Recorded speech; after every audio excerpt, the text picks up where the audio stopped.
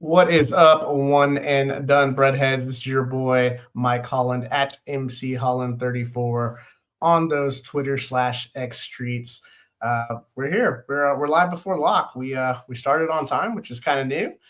So thanks everyone for joining us. We're gonna try something a little bit different on this live before lock. So obviously we're gonna run down all 8 games here leading up to lock. Probably get out of here. Probably about a quarter until the tip here. But I'm here to answer all your questions. But you have to be a subscriber to use the live chat. So that's a little bit different. So if you could, please take a single second and click that button. It's the best way to support the work that we do and get your questions answered ahead of tonight's 8-game slate. Like I said, we're here to bring you some content right before you set your lineups. And we've got the $60 Q and DraftKings here, meaning that if you want to get in the biggest tournament at the end of the year, you have to fire a bullet here and take that thing down. So that'll get you into the king of the bracket. We also have a heating up. That's $12 to enter and $2,000 to first. So an awesome slate here. We've got a couple of people in the comments. Oh, man. First one in. Mama Rocks jumping in saying, hi, Mike, live before lock. Love it. And old forklift Jeremy, the money man himself with the old salute. Appreciate that. And the fire emojis. Appreciate that, Jeremy. If anybody else is out there, please drop us a comment, drop us a question, any 2v2s, contrarian tournament plays, any cash questions. We'll probably answer a lot of those as we go through the slate here. So about 38 minutes to go here to get through 8 games. We'll do a quick overview here. Just some initial thoughts when looking at the slate. The slate's a little bit uglier than the one that we had yesterday. There are plenty of spin-ups, but they're kind of gross. There's not a lot of value that we're completely in love with. Some really ugly tempos, some really good defenses on the slate, so some lower totals. And just looking overall, like there's a lot of really good forward plays for cash and tournaments. So I'm finding myself getting to a lot of 5-3 builds with 5 forwards using both utility spots for the forwards. So that's just kind of a quick overview here. And I'm more of a tournament player myself. If you don't know that, I typically try to find that sub 10% play that is going to bring home the money. We got some more comments popping in here. See, we got Jim Herman. Watch you guys a lot. Appreciate your insights. What's up, Jim? Don't know if we've seen you in the comments. Appreciate you joining tonight. Scott saying ready for a Kansas dub tonight and a possible green screen. Absolutely. SL cramping or crush it tonight, fellas. Mama Rocks, what do you think about middle? Let's crush it tonight. There you go. Mama Rocks come through. What do you think about Middlebrooks? That's the main question. All right, Mama Rocks. Well, that's the second game on the rundown. So we'll get you an answer here in probably 5 to 6 minutes. So he is one of my favorite tournament plays as a teaser. So we'll get to that right now. Appreciate all the comments. Make sure you like and subscribe. We're almost at 1,300 subscribers.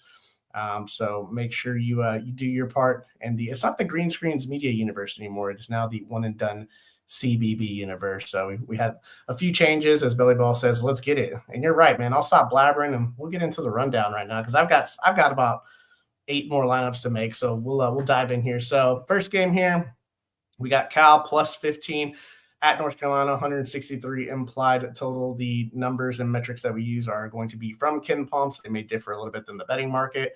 Cal implied for 74 points here. They are 147th in tempo, and then UNC is going to pace them up big time. They are 11th in tempo. Kind of interesting because Cal has one of the higher team totals, but you've got a giant spread here, and they're traveling across the country to play North Carolina.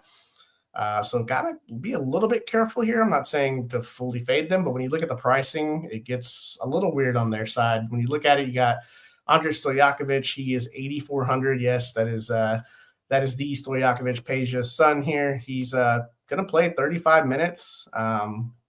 He's going to shoot the ball a ton. I mean, 31% usage and shot rate in conference play. For me, though, I'm really only looking at him for cash settings, honestly. Like, I know he's going to take 15 to 20 attempts here in this pace-up spot. The thing is, he just doesn't do anything else. So I really can't get to him in tournaments. That's kind of how I feel about some of the pricier guys on this side. I mean, I'm not playing Sissoko at 5,600. Like, he just doesn't take a lot of shots. His value comes from like rebounding and blocks. But I do have some interest in tournaments with Jeremiah Wilkinson. He's the freshman. He's 5,500.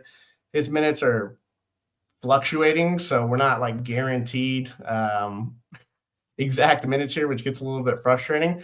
But he can push high 20s, near 30. He has 25 plus fantasy upside here, especially in this spot, a 30% shot rate. So I don't mind Wilkinson here at 5,500 for tournaments. If you want to go a little more cashy, DeJuan Campbell here, he's 4,700. Back from injury, played 30 and 33 minutes last two games here, 20% shot rate. So he's really the guy that's going to be able to, grab some boards here, rack up a few assists, 15% assist rate. He's kind of an interesting value play in cash settings. I don't know that I would play him in a tournament just for the fact that he doesn't shoot the ball enough, and he's creeping to that 5K range where you kind of want a guy to get close to double-digit attempts. So everything else on this, I know Petrides is there. I'm probably going to pass. There's just other options I would rather go to. More interested on the North Carolina side, obviously implied for near 90 points. So you're going to want to get some guys in on this side. Cal's last in ACC play and defensive efficiency. It starts with RJ Davis. He's 9,100. Absolute tourney spend up. He's due for some shooting regression, to positive shooting regression. 28% from three. Like, he has not shot the ball very well. I think he's one of the better spend up options here. He's a guy that could definitely win you a seat in the king of the bracket. He's also a guy that can win you $2,000 if you're just playing the heater tonight. So don't mind RJ Davis if you find the coin and you feel good about a couple of value plays. You got Ian Jackson here. He's 8,100. He's been kind of the main reason why these guys are starting to show a little bit of life here. Going without Seth Trimble in the starting lineup has made a huge difference. He's coming off the bench and not really playable DFS right now at his price tag. But Jackson, 30-plus fantasy point upside. He's playing massive minutes. That shot rate is really nice. He's really kind of scoring dependent at this price point. So I'm probably going to use him more for double ups. I'm going to get a little interesting, and this is kind of what you have to do sometimes. Elliot Cadeau sits here at 6,800. In these pace up, like get up and down, they're going to score 90 points. He's live for 8 to 10 assists here, especially with Trimble not in the starting lineup. I know Jackson's taking a lot of shots and that's taking away from Cadeau's upside as far as scoring, but all he has to do is trip over 10 points. If he racks up 10, 11 assists, he's not going to be owned. I just feel like I'm going to toss him in a couple of tournament lineups and see if he's the one that has that big game. So Elliot Cadeau, kind of interesting for tournaments. Jalen Washington at 5,500 had that huge game just kind of out of nowhere. He's been playing really good recently, though. When you look at like the last three games, he's been over a fantasy point per minute in the last three. So I don't know that I'm clicking his name because I kind of want to see where this goes. But Jalen Washington's in the player pool. And then you have Drake Powell also at 5,500. He's guard forward eligible. 35 minutes in the last couple of games here. Only a 15% shot rate. Like, he needs the rebounds and stocks to pay off his price tag. So I'm a little more interested in him in double ups and cash games. But obviously, getting a couple of these guys is not a bad idea at an 89 implied total. So that's the first game here. We'll jump on some comments here. You guys are getting live here. Jason Miller saying thanks live for a lot. Boynton saying, what's up, Mike? What's up, Boynton? And then Mama Rocks jumping in saying hi to Steve. So yeah, let's get it here. Next game here is a weird one. NC State -1 at Virginia Tech, 133 implied total. That puts NC State at 67, Virginia Tech at 66. This is a slow game. Both teams sub 300 in tempo. Virginia Tech just poor defensively. They can't turn teams over. They struggle on the glass. They're not defending the two, giving up 55%. Brandon Huntley Hatfield on the NC State side is questionable. I don't think he's going to play. I'm what the obviously lock in on that news-wise, because that would open up one of my favorite placing Mama Rocks kind of talked about a second ago. But we'll start with the price king on the NC State side. That's Marcus Hill at 7K. If he's going to be chalky, I am a little nervous about playing him. Look, I know he smoked UNC in the pace up spot. This is not the UNC pace here. So yeah, I'm a little nervous about this, man. His rates are just so high that he's gonna get to 20 fantasy points easily. Just the upside for a tournament and like a qualifier winner. I just don't know that I want to go 7,000 for Marcus Hill here. So if I'm doing it wrong, you guys will beat me tonight, but I'm probably on the fade on Marcus. I might put him in one tournament lineup in case he has that game. But ultimately, when it comes down to it, and I'm finishing up a lock here in 50 minutes, I probably won't have any Marcus Hill, which might be the end of me tonight. But I kind of like the profile here. Ben Middlebrooks at 6,300. I mean, I love his tournament upside. Love the matchup. Virginia Tech struggling to stop anything inside. 27 fantasy points in 32 minutes against UNC. So, yeah, Ben Middlebrooks, $700 cheaper at that forward position. Really like the forward spot tonight. Definitely going to have him in tournament lineups. Jaden Taylor is another guy that I'll click. 5,500. A cash target, 30-plus minutes in 3 of the last 4. You kind of know what you're going to get with Jaden Taylor for the most part. So, yeah, I mean, Jaden Taylor, if you kind of like if you finish up with, you have one slot left, you have like 5,600, like he's kind of that guy for me. I just don't know how heavily invested I want to be on an NC State side with a 67 implied total.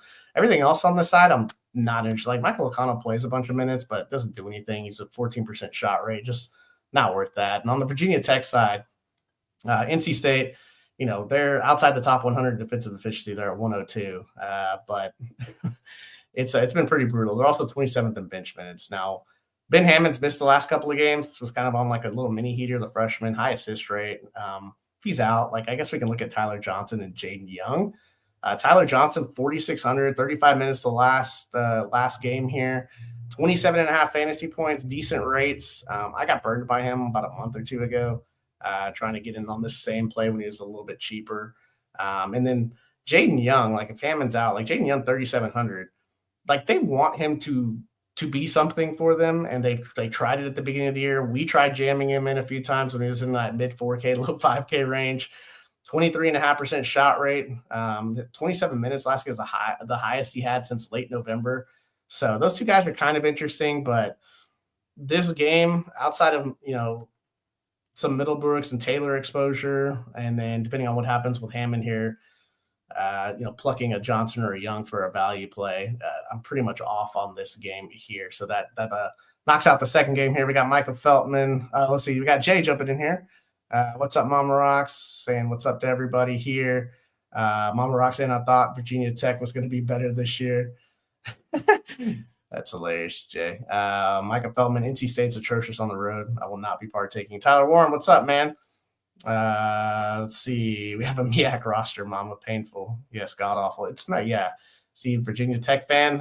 It's not a great roster this year. So let's move on to the third game here. We got about 27 minutes to go. So Kansas +6 at Iowa State, 146 implied total.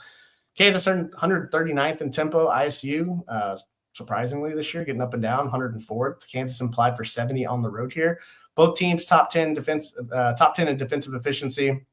It's a tough road environment, obviously. I am going to be clicking Hunter Dickinson a lot if I have the salary to do it. He's a stud, and the thing that scares me with Iowa State's defense is more the backcourt getting shut down, and I don't really play the backcourt from Kansas, especially where their price tags are at. Hunter Dickinson, 9,800 though, number 3 on Ken Palm Player of the Year right now, just high rates. It's kind of the one area you can really attack a little bit. So I'll be using some Hunter Dickinson where I'm not using RJ Davis in tournaments. The rest of these guys on Kansas, Zeke Mayo, 8,200. I know the shot rate, the assist rate's okay. I just don't love the fact that you have Lipsy and Gilbert on defense. If you're looking for a ceiling at 8,200 on the road against Iowa State, I don't know why you're clicking him at 8,200. That just doesn't make a lot of sense. DeJuan Harris at 6,100, like he's kind of sneaky for tournaments, but he doesn't shoot the ball a lot, so that kind of limits his upside. He could go for 5x. He'll shock people and go for 5x at a low ownership. Bill Self obviously trusts him, but this is just a tough matchup for him. I don't play KJ Adams, and really the only other guy here, and we've been playing like roulette with this 5th spot. Like they've tried Rylan Griffin, they've tried AJ Storr. Shaquille Moore is getting a chance now at 4,200. His roles increasing 20, 21, 27 minutes in the last 3 games here. He's basically putting up 15 plus fantasy points in the last 3. And on a slate where you don't have a ton of value and you want to get a lot of forwards in, finding guard value is pretty nice. I mean, Shaquille Moore at 4,200. I'll be pretty high on him, as I think a lot of the field will be, just kind of, box score watching and just kind of seeing where everybody's at on this slate right now. You're probably going to be finding yourself landing on some Shaquille Moore on this slate. So flipping over to the Iowa State side, 76 implied total. This offense is getting up and down, but another tough matchup here. I don't have any interest in paying max price for Josh Jefferson at 9,200. Like, he's just too expensive for me. I know he showed 40 plus fantasy point upside, but nah, it's not for me. I'm starting with Curtis Jones here at 8K. This guy just chucks. I mean, I love it. He just shoots the ball a ton. Because he doesn't do much else outside of shooting the ball, it kind of renders him, for me at least, more of a turning option in case he gets hot. But he's going to play a ton of minutes. We have Momcilovic, who's going to be out. So, like, we figured, max minutes here for Curtis Jones at 8K. I don't mind him, and I'll use him in a few tourneys. Keyshawn Gilbert at 7,600. I'm going to keep jamming him as long as he's under 8K in tournaments. Don't mind him for cash either. I mean, 23% shot rate, 26% assist rate. We know he has 40 plus fantasy point upside, if everything kind of comes together for him. And then obviously Gilbert and Lipsy have high steal rates. So, at 7,600, Gilbert's interesting. But then you look at Lipsy and haven't made quite as much money on Lipsy as we have in the past, especially this year, beginning of the year. Every time he pops off randomly, I don't have him. He's 5,900. But he can go off for 30, 35 fantasy points. His role is a lot different this year, especially with Curtis Jones being so aggressive and then Josh Jefferson being super aggressive on the offensive end. They don't really need him that much. So he just he's going to probably be like this the rest of the year, where he just randomly pops every one out of 4 or 5 games. Where it gets really interesting with Momcilovic being out is I'm going to have a hard time in every single tournament lineup that I make not clicking one of Brandon Chatfield or Nate Heisey. Brandon Chatfield at 4,100. I watched the game against Colorado the whole game, and man, he came in and really kind of saved them on the road there, grabbing a ton of offensive rebounds. I just like him as a tournament option, high rebounding upside. He's just a real solid player. And if he's going to get 25 to 28 minutes, I definitely don't mind that. We'll have to check the starting lineups to kind of see how this plays out. I think there's a chance that we see him start. I don't think that we're going to go with Heisey here and play a smaller lineup. So Chatfield, if he's starting, I'm going to have pretty good amount of exposure to him. Nate Heisey, 4,100. I think he was on one of my GPP winning lineups earlier this year. Man, he's just an interesting option, man. When he plays close to high 20s, low 30s minutes, he does a lot while he's on the floor. He can grab rebounds. He can score the ball for you. So. Don't mind him at 4,100, especially at that guard spot that we talked about. That's pretty ugly. So kind of bullish on some of the cheaper plays. Lipsy 5,900, Chatfield and Heisey at 4,100. Obviously have the tournament upside of Jones and Gilbert on this side, and then Dickinson over on the other side along with Moore. So there are a lot of quality options in this game. 146 implied total is a big total for this particular slate here.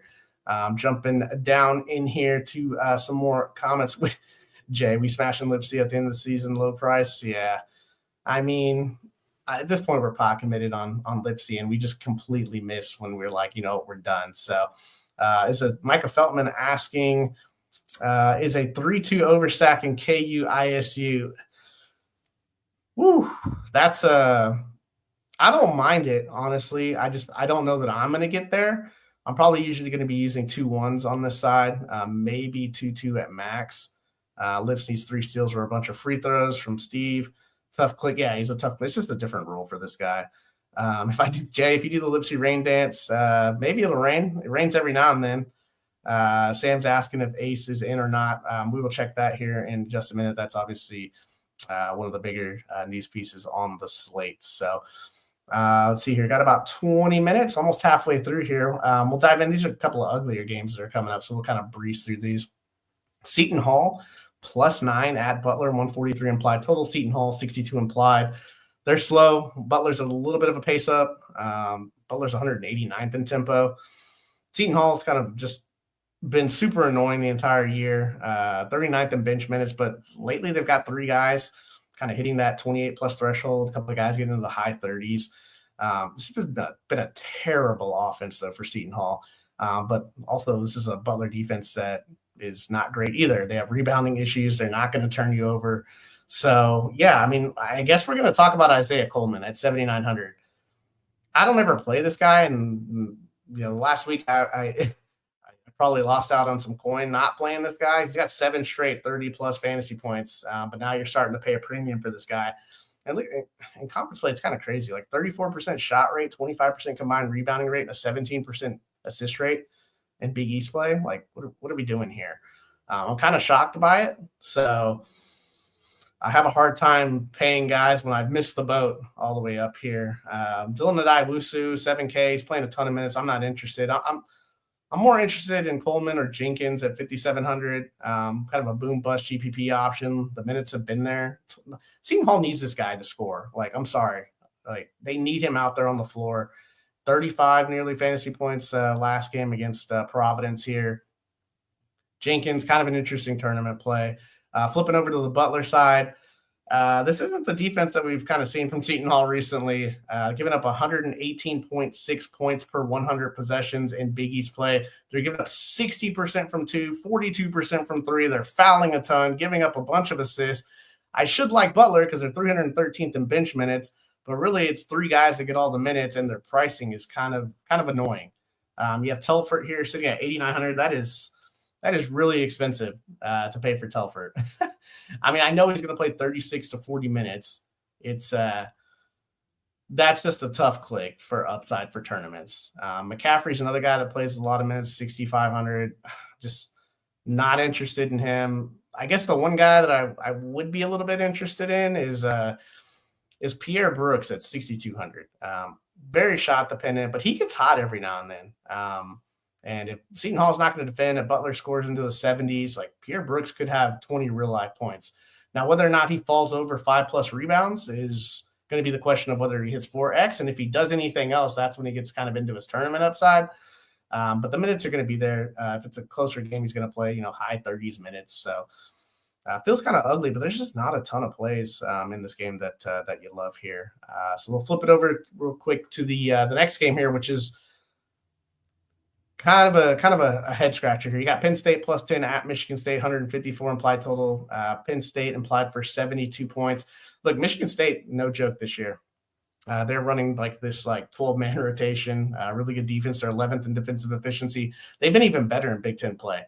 I don't even know that Penn State's going to get to this total with or without Ace Baldwin. I mean, they're shooting 29% from 3 in Big Ten play, and Michigan State's holding teams under 25%. From 3 during Big Ten play. So I don't love this matchup on the road. Penn State can't rebound. They played the 360th non-con schedule, and some of these guys are absolutely just falling off a cliff. Like Penn State, I know it's a pace up for Michigan State, but they play a ton of guys. There should be a lot of possessions in this game, which is probably how they're going to get into close to 72. I just don't see it. And if Ace Baldwin's in, I mean, I'm a little hesitant because you want him at max minutes, right? Especially at 9K. So a little bit of a nervous click there. I don't know if we have full confirmation whether he's in or not, but we'll double check that for sure. But obviously something's been bothering him in our text thread. 6 minutes ago, Jay's popping in. They still got him listed as questionable. So yeah, we'll see here. I don't know, man. I'm going to be in a lot of tournaments where I don't have a lot of pieces from this game. I know Nick Kern is popping. I get it. He took 20 shots last game. He took 20 shots. I completely understand that. And with Baldwin's out, you absolutely have to consider him. I'm just not a fan of how he plays against Tier A teams. His offensive rating is way down against Tier A teams. And it's Nick Kern. He shot 8 for 20 against Oregon, and that total was in 160. Now that was at home. Now he's on the road playing a team that, really good defense. I don't know. I'm going to have some shares. I'm not going to full fade him if Baldwin's out because you can't if you're going to somebody that takes that. It reminds me of Zurich Phelps last night. I faded mostly faded Zurich Phelps against Kentucky. He was held down for the most part. I think he got into the 30s eventually, but kind of a weird spot, same spot for me here. But Nick Kern, I'll have a few shares. I think I'm going to be underweight on him, so my night's probably going to go as Nick Kern goes. Conan Niederhauser, he's 7,100. He's kind of fallen off the cliff. He's one of those guys I thought the offensive rating against Tier A teams, he's just not being able to crush these mid-major teams during the non-con. 24-point difference in offensive rating against Tier A teams. So, yeah, he has tournament upside. Absolutely. Could he double-double? Potentially. I don't love the matchup. Hicks and Puff Johnson, the pricing 68 and 6,300, not great. DeMarco Dunn sitting there at 3,600. If Baldwin's out, I guess you can consider him. If you absolutely need to punt, he'll play 16 to 20 minutes. He's in consideration if you like it. I'll tell you guys, be straight up. I'm not in love with this game. And this might be the game. This might be the side that buries me because I don't know how much involved I'm going to get on this Penn State side. And I'm probably just crossing off Michigan State. 82 implied total, and they play 12 guys. You want to play Jaden Akins, like, okay. But for me, I'm not messing with this. I think Jackson Kohler was on the one of the nights I won 2K. That was pretty cool. But that was more of a contrarian lineup that I had. I think I had one share of him. I'm just not very interested in Michigan State. So we'll jump into some of the comments here. Let's see what we got here. Warren Tyler saying Coleman smash. I mean, that's all he's been doing recently. No interest in a Ligby. I have been getting crushed all year by playing a Ligby and him not doing anything. Steve jumping in saying Isaiah Coleman, 8K, Telford, 9K inflation in 2025 is very real. If you'd have told me Coleman was 8K, I would have lost a lot at this time of the season. I would have lost a lot. If you told me that a month ago, that's a lot of money. So, yeah, 9K Telford is kind of crazy. All right. We got about 14 minutes. We're doing really good on time here. We got 3 games, and 2 of these games are ugly, but this next one is probably my favorite game. And the one that'll determine my night, the Penn State fade and the how many guys I play in Utah at TCU is probably going to determine my night. So Utah +5 at TCU, 141 implied total. Utah implied for 68 points. Utah plays fast, 54th in tempo. TCU 226. TCU is 25th nationally in defensive efficiency, but they're giving up almost 15 more points per 100 possessions in Big 12 play. They're giving up 58% from 2. They're also 335th nationally in opponent assist rate. So there should be some fantasy goodness going around here, especially when you see the pricing on the Utah side. I get that they're at home. I get that Utah 63rd in bench minutes and kind of likes to switch everything up. Belly ball saying he has too much. Yeah, I'm heavily invested in this game.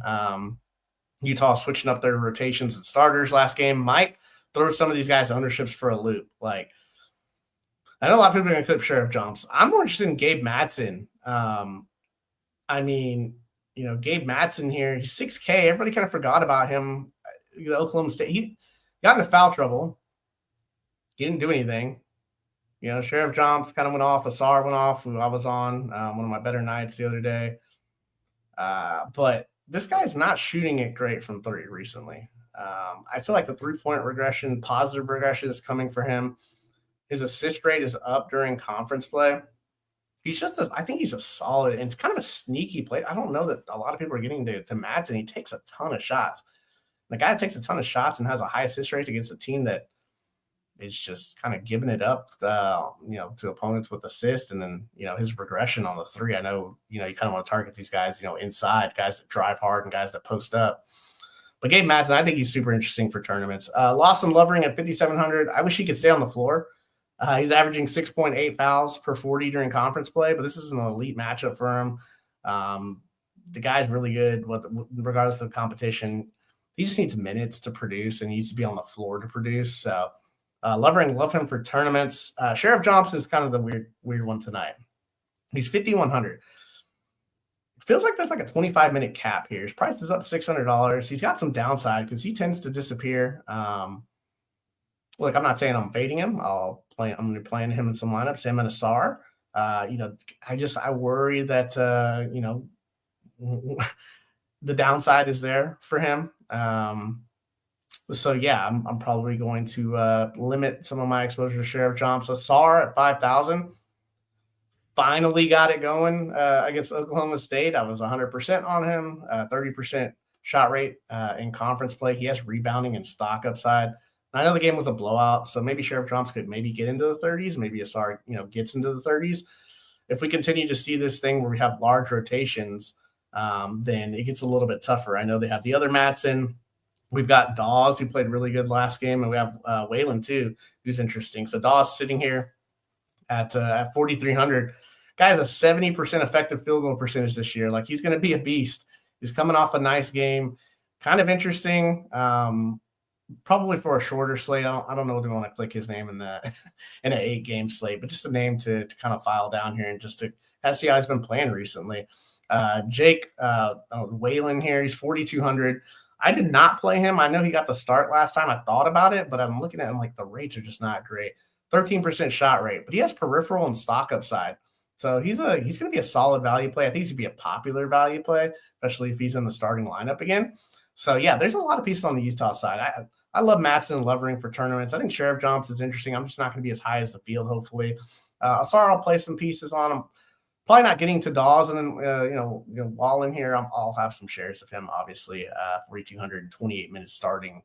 It's gonna be tough to pass up, even though he just doesn't shoot the ball, and I'm not expecting him to shoot 100% from the field again. So, flipping over to the TCU side, this is a side that I'm gonna be getting into a lot. I mean, the pricing's kind of a head scratcher here. A 73 implied total. Utah before the Oklahoma State game, they gave up 95, 81, 93, and 82 in conference play, and now they're on the road. They don't turn you over. They get their shot blocked a ton. They're 335th in opponent shot blocking rate. So TCU bigs bump here for blocking shots. Just a great spot here. And I think it's like either flip a coin or play both the guards together. Noah Reynolds or Vashawn Alette. I mean, Reynolds is 6,600, 30-plus minutes in 4 straight. His shot rate's up to nearly 33% in conference play. High assist rate to go with it. He's just a great play. He's going to be popular. Alette's going to be popular too. $200 cheaper. You can pivot or play them together. Similar profile, his shot rate. I mean, with Frankie Collins out, these guys are having to take a ton of shots. Good to see Noah Reynolds taking a ton of shots like he was at Green Bay last year. But 30.5% shot rate for Alette during conference play. So these two guys be having a ton of exposure to them. And then Ernest Uday at 6K. I mean, this is I love the two bigs, Lovering and Uday. It's a smash spot again. The minutes have been there. The production's kind of been weird, but you're playing Houston. I don't even pay attention to what you've done against Houston, especially when you're on the road at Houston. And kind of a weird BYU game. So Uday, yeah, a ton of Uday, especially in tournaments. We'll mention Winslow. I mean, he's 4,700, super shot dependent. He's starting to get a little bit of run again. So if you're wanting to get cute, try something different, be a little different. You think somebody maybe gets in foul trouble, Winslow's going to be there, but the minutes are fluctuating. Michael Robinson got the start, but he didn't play any minutes. So really, I'm jamming in 2 of these 3 guys, probably in every single lineup, if not all 3 in most of my lineups. So, cool. So that wraps up that game here. So, quick reminder here, if you want to get in the chat, ask a question, all you have to do is hit the like and subscribe button. I think we're approaching 1,300 subs, so we appreciate that. If you guys haven't checked it out, we don't just do DFS. We have coaching interviews. We interviewed Mark Pope a few years ago. We interviewed DeVries. We interviewed Steve Alford. Kim English was getting a text about a transfer last year in the middle of our interviews. So check those videos out if you haven't. Check out our offseason content. We're covering this thing pretty heavily during the offseason portal and all that stuff as well. So all right, let's jump in. Looks like we're at 1287, so we're ticking up, guys. 13 more to 1,300. A few more games, and probably crossing this game off. West Virginia here, plus 14 at Houston, 122 implied total. Yuck. West Virginia, 54 implied total. No, thank you. Houston defense, ugly pace on the road. Javon Small, 10-4. No, thank you. We'll go ahead and cross that off. Houston, 68 implied total. West Virginia's defense been pretty good on the air, but they're slow. So both teams sub 300 in pace. All these guys are a little bit up on their price too. So they're like, if you want to play them in a cash because you feel like it's going to be a tighter game, I don't know. I'm probably just crossing off like Emmanuel Sharp at 7,700. That's we talked about inflation earlier in the in the chat. This is complete inflation. Emmanuel Sharp, no thanks. Juwan Roberts, 7,300 might be one of the only clicks he's on. I always like him in cash settings. He's 6,900. Pryor, 6,700. I'm just not in love with it. This is just an ugly, ugly total. If you beat me with somebody from one of these teams, then congratulations to you. We will move on to that next slate. About 6 minutes till we wrap up, so we'll get this last game in our cores here. Georgia plus 11 at Tennessee. Not a great total. 129 implied here. Mama Rock's jumping in saying my dog's on the road versus Tennessee is frightening. Absolutely. Steve jumping in here saying Keyshawn Gilbert elite pivot to chalk. Yeah, man, I'm nervous about Kern, man. Like I just don't know. And then Steve Alford be the Indiana coach. Write it down. There you go. Great interview. Check it out if you'd like. All right, so Georgia, what can you say here? 59 implied total. 222nd in tempo. Tennessee, slow. 3rd in defensive efficiency. Georgia, 192nd in bench minutes. Really only 2 guys getting 30 minutes. That's Newell. He was 7,800. Large field contrarian turning me. I had him when he was 3% the other day, and I think I took down second 2 Saturdays ago. Beaten on a Zion James layup with a minute to go in a blowout. Anyway, that's a different slate. All right, Austin Newell, 7,800. Contrarian play. I think he's interesting if no one's going to play him, but that price tag is a little hard to click there. Blue Cane, the price tag, we're not, Sorrell, 43. Like, the price tags are interesting, but you have to remember we're on the road. We're playing Tennessee. That's generally when guys, we have at Tennessee and at Houston here. So typically we're not playing anybody from the road teams here. Much more interested on the Tennessee side here. I mean, Georgia's been really good defensively. The Tennessee offense has been off. Now, I know Chaz Lanier has been great. He's our cover boy. He's 8,500, ninth on the Ken Palm Player of the Year ratings. 35% shot rate is ridiculous, but he's super shot dependent. It's so hard to pay off at this price tag unless you're going for 25 to 30 real life when you don't do anything else. So Chaz Lanier, I don't think anybody's going to click him, which means in tournaments, like, he's kind of interesting in the qualifier. He might be a little interesting. If you're clicking 8,500 Chaz Lanier in cash and stuff like, you may have a problem. Somebody that will click in cash and tournaments, though, for $200 less is Ziegler. Why? I know it's not a 35% shot rate. It's 20%, but he does everything else. He's going to play 36-plus minutes.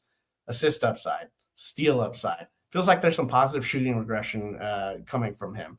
So it's the guy Ziegler at 8,300. I think he's an interesting option for either cash or tournament settings.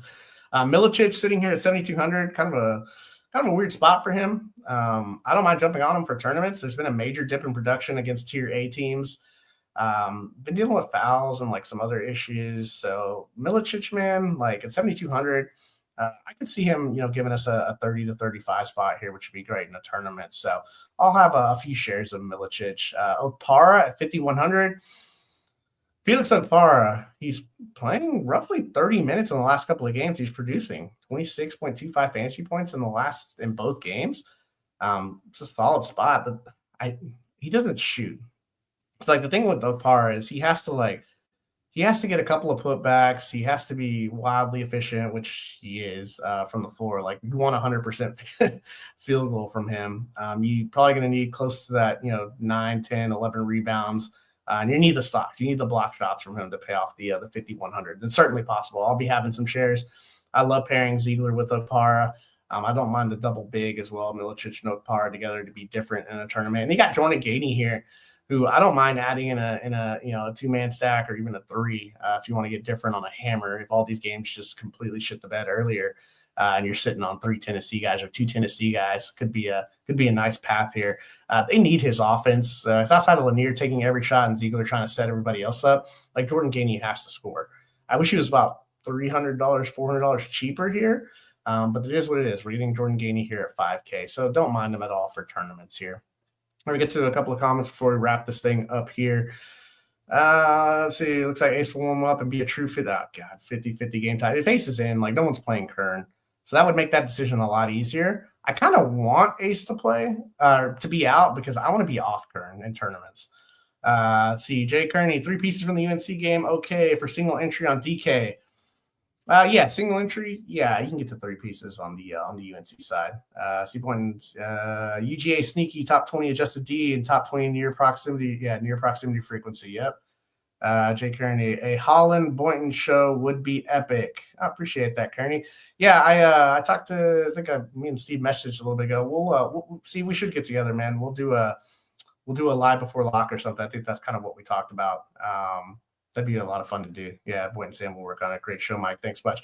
Cool. Let's get to the cores real quick. So cash core here. I'm going to run this thing up. I like Zakai Ziegler tonight, 8,300 for cash. I think he's a nice play here. If Ace Baldwin is out, Nick Kern and cash, like, it's hard to pass up in cash somebody that's going to take 20 shots.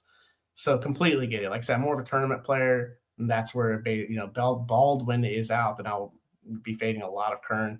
But I think you got to get Ziegler and Kern in there. Noah Reynolds or Rashawn Alette, whichever one you think. Play both in the cash if you want. They're just so heavily involved in this TCU offense. And then just looking at the value, like I think I'm looking at Shaquille Moore at 4,200 for Kansas. I think he's a little bit safer, kind of getting the mid-20s minutes there. So when you click all that here, you're looking at an average salary of about $58.75 left per player. Those are safer plays. I say safe as in 3x at floor feels like for all of these guys here. Over to the tourney. So I think my tourney lineups are starting with I clicked Hunter Dickinson or RJ Davis. I feel like one of those guys could absolutely obliterate this slate. Dickinson, obviously, I'm not afraid of the bigs matchup against Iowa State, and he just does so much for this Kansas team. He's one of the few guys that has 50 fantasy point upside on the slate. RJ Davis, I love the matchup against Cal. They can't defend anybody.